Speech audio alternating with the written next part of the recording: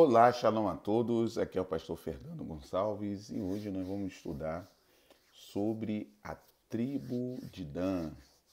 Isso mesmo, né? Continuando nossos estudos sobre as 12 tribos. E hoje nós vamos adentrar na tribo de Dan, onde nós vamos ter algumas características muito interessantes.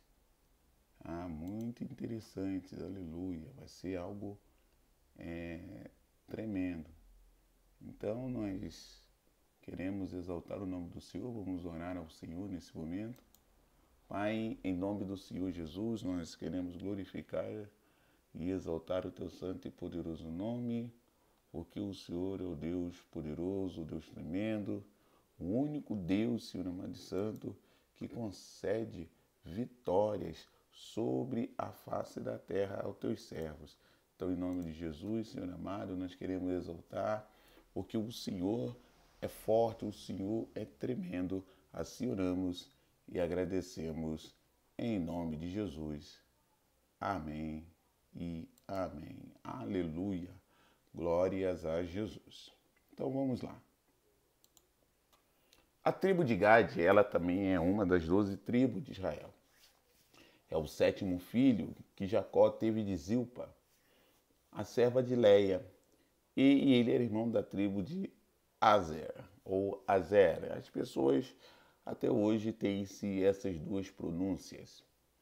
Em algumas versões, em Gênesis 30, versículo 11, as palavras "vem uma turba e chamou o seu nome Gade" deveriam ser traduzidas por "consorte chamou o seu nome Gade", ou "vem a sorte e chamou o seu nome Gade". Por quê? Gade sempre foi muito afortunado, uma tribo muito afortunada, né? Por ser uma tribo também muito poderosa. O seu próprio nome vai dizer sobre isso, né? O nome Gade, louvado seja o nome do Senhor, vem, deixa eu abrir aqui, né? Gad, ela vem da palavra também, ela vai dar também a palavra tropa, né? Gad tem significado também de tropa.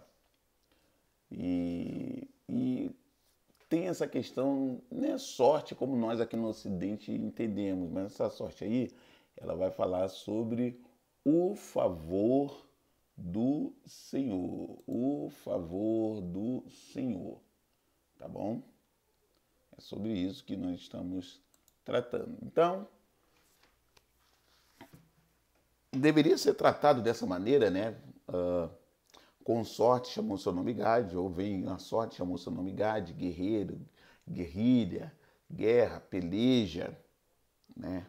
Então, a tribo de Gade, durante a marcha pelo deserto, ela se situava-se juntamente com Simeão e Rúben, ao sul do tabernáculo.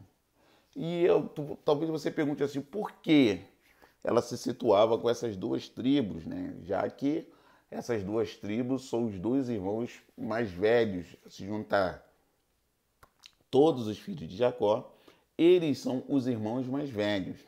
Só que Rúben, por ser inconstante como as águas, né, ele recebe uma sentença não muito boa. A profecia de Jacó sobre Rúben não vai ser tão boa, assim como Simeão. Então Gade é colocado porque Gade era uma tribo muito boa, muito poderosa na luta e muito bons, assim como Rúben na criação de gado.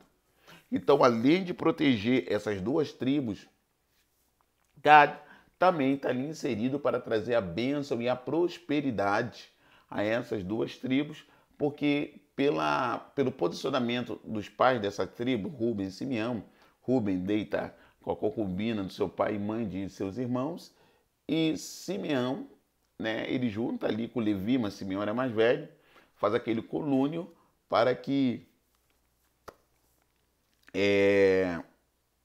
pessoas fossem mortas, né? Como a gente já falou sobre a tribo de Simeão. Então, as tribos de Rúben e Gade, no seguimento da sua história, prosseguiram a atividade dos patriarcas, entendeu? Vai chegar um momento ali que deu uma pequena... No linguajar de hoje seria uma pequena treta, um pequeno desentendimento, mas nós vamos ver isso mais à frente. Então nós vemos já alguma situação assim para a tribo de Gad, né? Os famosos gaditas, né? A gente vê muito isso.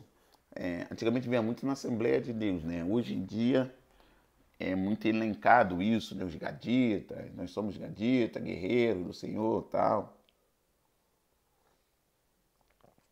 Isso é muito falado também nos dias atuais. Então, a porção atribuída a Gade ficava a leste do Jordão. Incluía a metade de Gileade. Gileade era uma terra muito boa.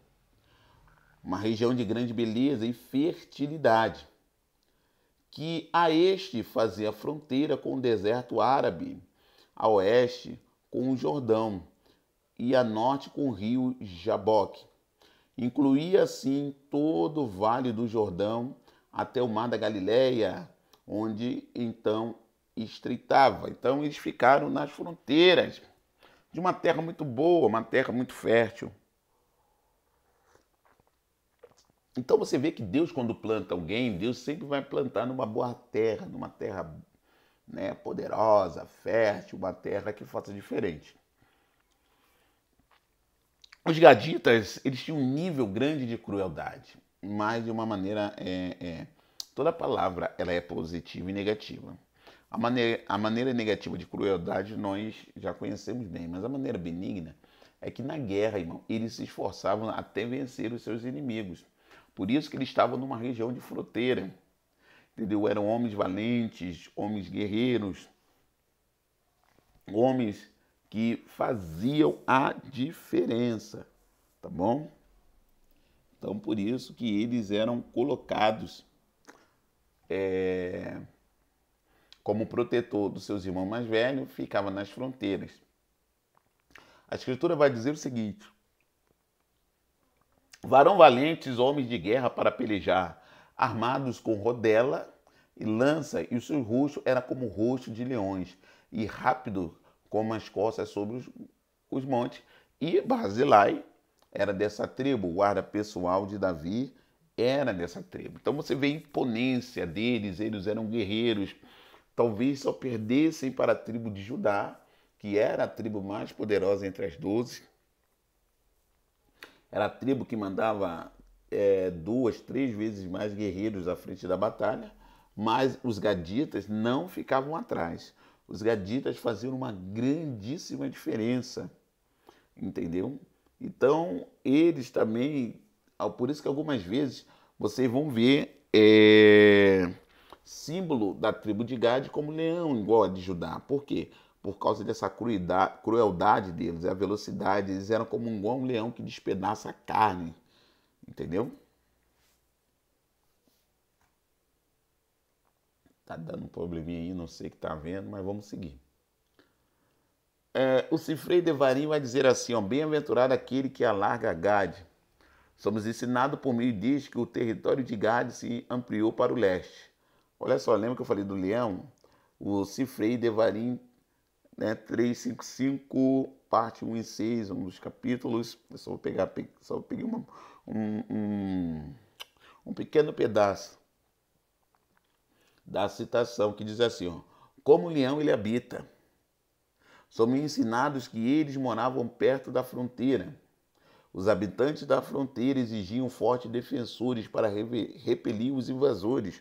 Portanto, ele é comparado ao leão. Então, na parte leste, quem tentasse invadir Israel por ali, daria de cara com eles. Então, vejamos quão poderosos, rápidos eles eram. E como eles foram colocados estrategicamente por Deus para poder defender aquela parte, aquele território, amém? E eles eram comparados ao leão por aquilo que eu falei, eles eram rápidos, sabe? Eles eram muito fortes e também eram muito rápidos. E isso fazia uma diferença tremenda na hora do combate.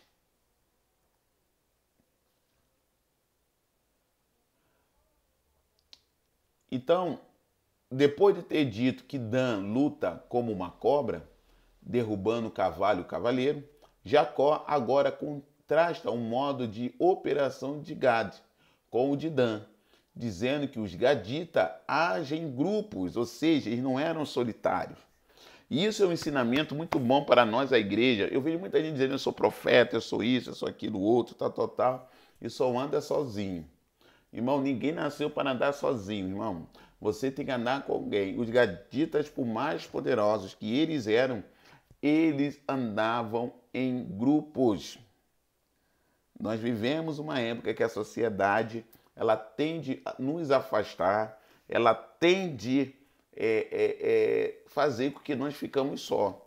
Mas nós sabemos que não é bem assim.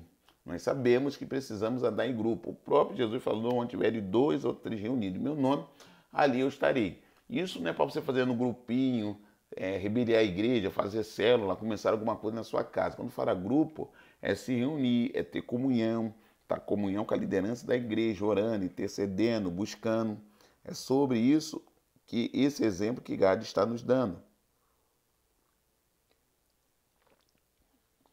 Moisés também vai repetir esse tema em Deuteronômio 32, 20, quando ele vai dizer: ele arrancou o braço e o couro cabeludo, né? Esfono está fazendo, um grande comentarista, Esfono está fazendo esse comentário sobre essa tribo. Então, a face do leão é muito linkada a Judá. Mas eles também, muitas das vezes, nos dias de hoje, você vê pessoas, quando fala dos gaditas, falarem de rocha como leões, por causa dessa ferocidade. Antigamente, né, tem muitos grupos de mocidade na Assembleia de Deus. Vocês sabem que eu já fui pastor da Assembleia, então servi na Assembleia de Jovem ao Pastorado. Dava essa conotação do grupo, de muitos grupos de jovens, ou era chama viva ou era rostos de leões, em comparação, né, ou homenagem à tribo de Gad. Os irmãos perdoem, não sei porque está dando essa tremedeira na tela. Então, a palavra Gad, a tribo, está aqui, ó, Gad, com essas 2 letras. E Gidu, né, que vai ser algo sobre guerrilha, tá? Gad, guerrilha. Gematria de um 7, do outro 17, né? Por exemplo, de 7 para 17 tem aqui o 10, seria uma letra, somaria uma letra Yod aqui, mas aqui foram somadas outras 2 letras. Então, notamos que as palavras Gades e guerrilha são de uma mesma base, linkando uma com a outra. Por quê? Eles eram guerreiros, a guerrilha fazia parte da vida deles. O pastor podia aprofundar, se a gente se aprofundar, a gente vai perder uma outra parte aqui sobre a tribo. Mas num outro momento, vocês podem ter convicção que nós vamos voltar aqui e dar uma aprofundada dentro da gematria. Vamos analisar uma coisa muito interessante sobre eles. Números 32, versículo 4, vai dizer o seguinte: a terra que o Senhor feriu diante da congregação de Israel é terra para gado, e os teus servos têm gado. Foi um pedido normal. Se eu tinha ferido aquela terra, tem uma passagem toda sobre isso, não vamos elencar, porque estamos falando somente da tribo de Gad. E eles percebem, junto com a tribo de Ruben, que a terra é muito boa para poder criar gado. Uma terra fértil, como você leu antes, mas só que isso vai criar um problema. Por quê? Olha só, porém o pedido não teria nenhuma objeção se não fosse o caso de tais tribos, porque foram Ruben e Gad pediram, permanecesse sem ajudar os seus irmãos em guerra. Por quê? Como assim? A terra de Canaã, por onde os judeus iriam conquistar, seria a parte oeste, justamente o lado oposto ao mar. E depois precisavam atravessar o rio Jordão e, após a travessia, conquistar a maior parte da terra, como, né, vocês veem no mapa. Tá? Quando vocês veem no mapa, vocês vão entender que eles queriam ficar do lado que estava o mar, e a turma iria atravessar o Jordão, como você vê lá em Josué, capítulo 1, eles atravessam o Jordão e já dá de cara com Jericó. Então, os filhos de Ruben e Gade, eles vão pedir a Moisés a terra antes do Jordão. Porém, consequentemente, pede também para não terem o trabalho de atravessar o rio, para então guerrear a favor dos seus irmãos. Então, o pedido deles poderia ser considerado justo, sim, mas tem uma questão. A terra ainda seria conquistada. Se você deixa uma parte do povo e outro povo segue em frente, são 12 tribos. Se você deixa 3 para trás, porque com certeza Simeão também ficaria, porque sempre andaram juntos, ficariam com 9 tribos. Ficaria, então, um quarto para trás. Né? 25% ficaria para trás. Então isso causaria um problema. Por quê? Porque os gaditas e Judá eram os mais ferozes. Né? Eles eram mais ferozes, então eles que normalmente partiam com tudo na peleja e na batalha. Os gaditas eram como leões, irmãos. Um golpe dele decepava cabeça, braços com um único golpe. E agora essa força de elite, que era muito boa para participar em grupos, principalmente em pequenos grupos, para poder invadir e tomar posse dos lugares, estava pronta para parar e desistir. E Moisés não concordou com isso. E eles vão dizer mais: se achamos graça aos teus olhos, dê nessa terra aos teus servos em possessão, e não nos faça passar o Jordão, como eu havia explicado antes. Então, imediatamente Moisés, ele vai indagar os tais em relação a esse ato de deixar os seus irmãos sozinhos nessa guerra. Ao mesmo tempo, isso poderia gerar um desânimo coletivo, como havia acontecido no caso dos espias. O próprio Moisés faz questão de lembrar desse episódio. Então, quando eles fazem esse pedido, Moisés não aceita porque poderia causar divisão. E muitas vezes a divisão ela vem através da fala. Eles poderiam ficar desanimados, igual quando voltaram aquelas pessoas que foram ver as terras e chegando lá eles desanimaram. Moisés até diz, ó, assim fizeram vossos pais quando os enviei a Cades Barneia a ver essa terra. Número 32, versículo 8. Daí fica a pergunta, como desanimar os demais? Irmãos, o ser humano é guiado muitas das vezes pelo que os outros determinam na sua vida.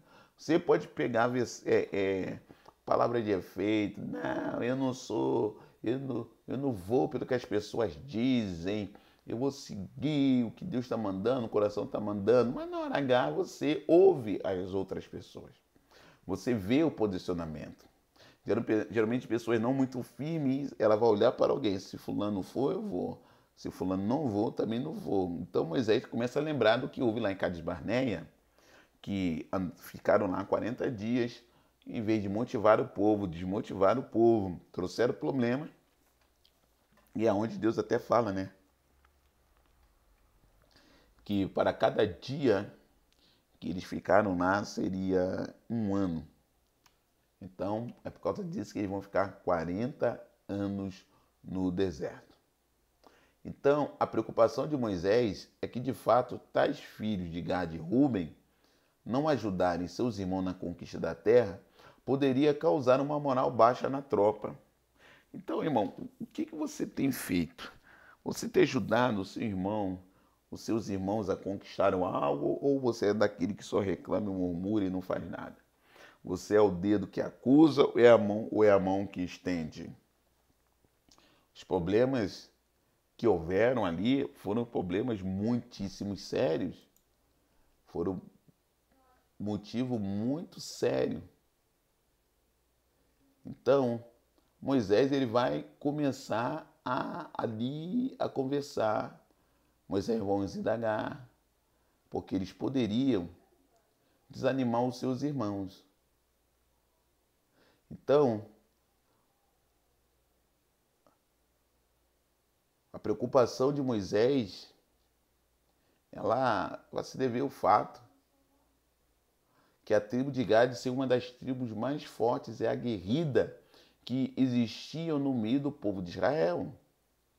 E de Gade disse, Deuteronômio 30, Deuteronômio 33, né? 33, 20 vai dizer que e de Gade disse, bendito aquele que faz dilatar a Gade, habita como a leoa e despedaça o braço e o alto da cabeça.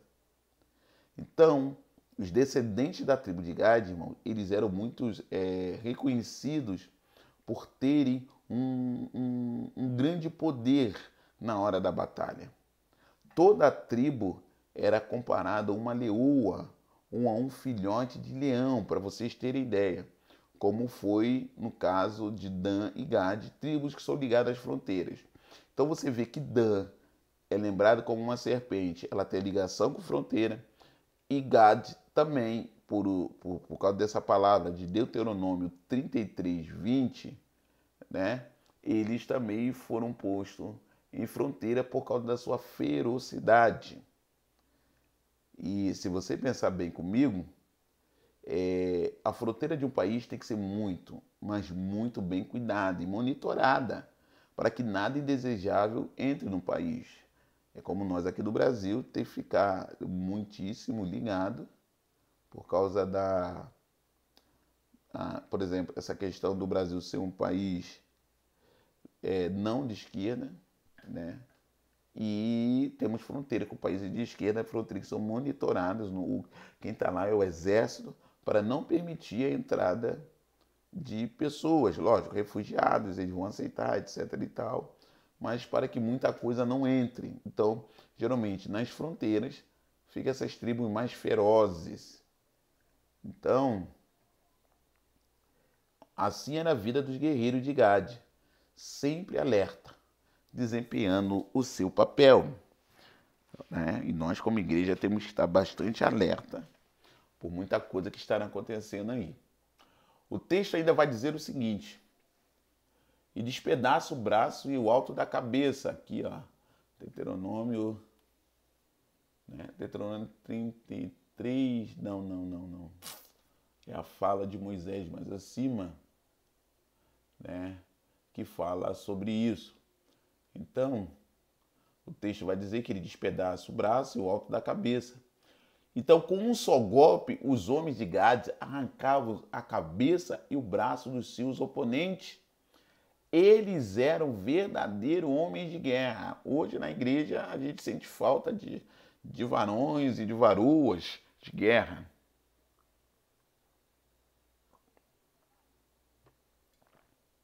Hoje existe mais um nível de mimimi, etc. e tal, do que guerreiros prontos para despedaçar a cabeça e braço dos inimigos. Eles eram verdadeiros homens de guerra. Então vai ser por isso que Moisés vai lhe dar as áreas mais importantes para o pasto e para a criação dos seus animais, né? Mas, porém, ele dá o lugar mais difícil de ser conquistado primeiro. Você pode conferir aí na tua Bíblia, número 32, 33, vai estar escrito assim, ó. Assim deu-lhes Moisés aos filhos de Gade, aos filhos de Ruben e meia tribo de Manassés, filho de José, o reino de Sion, rei dos amorreis, o reino de Og, rei de Bassã, a terra com as suas cidades nos seus termos, as cidades ao seu redor, números 32 e 33. Então Moisés tira a tribo de Simeão, porque a tribo de Simeão ela vai ter uma conotação igual a tribo de Levi, de não ganhar terra física, mas ser espalhado no meio das outras tribos. E quem pega a parte que era de Simeão é meia tribo de Manassés. Então, Moisés, já que eles queriam um lugar bom, etc. e tal, tinha que guerrear. Então, quando nós queremos coisas boas, nós temos que guerrear. Você tem que guerrear, irmão. Você não pode ter medo da guerra, não. Então, Moisés botou um baita desafio, irmãos. Entendeu? Botou diante desse guerreiro aquele desafio. Dois reis, Sion e Og. Então, o rei de Sion foi um grande inimigo de Israel na trajetória rumo a Canaã, por exemplo. Então Israel mandou mensageiro a Sion, rei dos amorreus, dizendo: Deixe-me passar pela sua terra. Nós não desviaremos pelos campos nem pelas vinhas. As águas dos poços não beberemos. Iremos pela estrada real, a estrada que te aguarda, etc. e tal, até que passemos os teus termos. E aí Sion vai endurecer o coração, não deixou passar Israel pelos termos. Antes, ele congregou todo o seu povo e saiu ao encontro de Israel no deserto. E veio Azará, Ozazá, e pelejou contra Israel. Olha como o cara era traíra, irmão. Aí, né, Deus é com Israel. Israel os feriu a fio de espada, tomou sua terra em possessão, desde Arnon até Jaboque, até os filhos de Amon, porquanto o termo dos filhos de Amon era forte. Isso aconteceu em Números 21, do versículo 21 ao 24. Você pode conferir aí. Então, você vai ver que Moisés deu um grande desafio. E esse rei que poderia deixar tudo tranquilo passar, tem outras questões históricas aí, mas o tempo não permite. Em vez de ele deixar o povo de Israel passar, ele se coloca no meio, se coloca como uma potestade para impedir que o povo passe. E, nesse caso, Deus concedeu a bênção e a vitória. Então, esse é um dos motivos que Moisés vai mandar a tribo de Gade, tribo de Ruben e meia tribo de Manassés já ir para cima deste cidadão para poder derrubá-lo, derrotá-lo de vez. Então, o fato de não permitir a passagem pacífica do povo de Israel, não tiveram outra solução, a não ser conquistar todo o território dos amorreus. Então, o texto ele vai mostrar para nós algumas afirmações. Por exemplo, o texto afirma que após eles conquistarem tal região, eles habitaram ali, até partir para mais conquista. Então, derrotaram ali, habitaram e partiram para mais conquista. Assim é na vida do crente.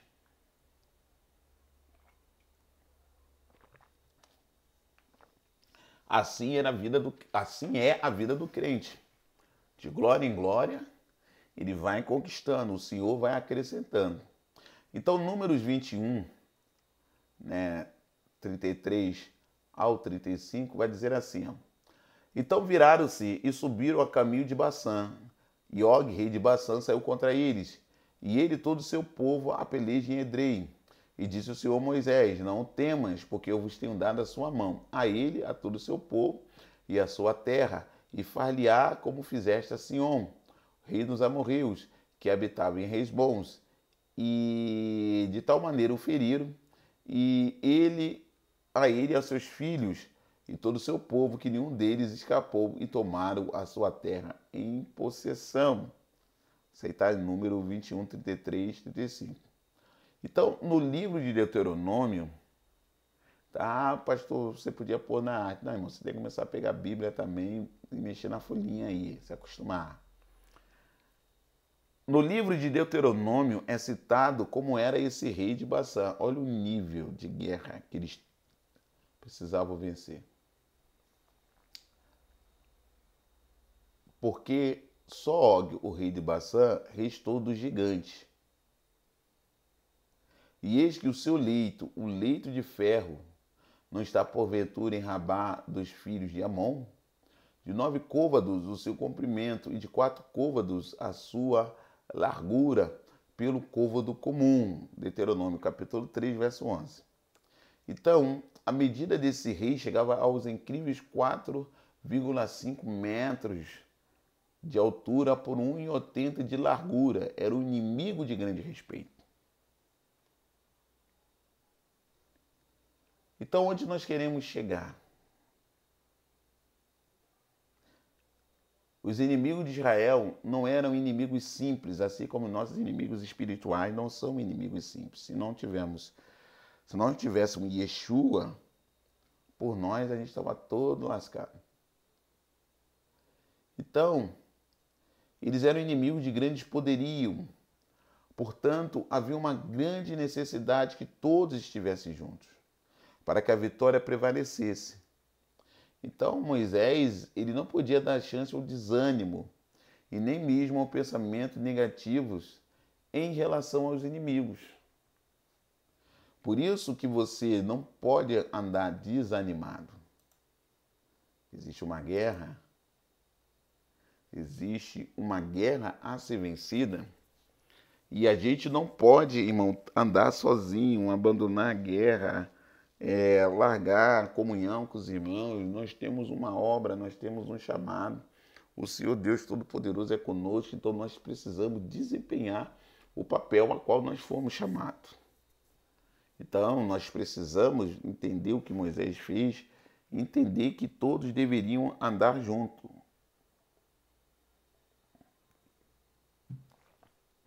Entendeu? Então aqui na conclusão, o que nós vemos? E de Gade disse: bendito é aquele que faz dilatar a Gade, habita como a leoa e despedaça o braço e o alto da cabeça.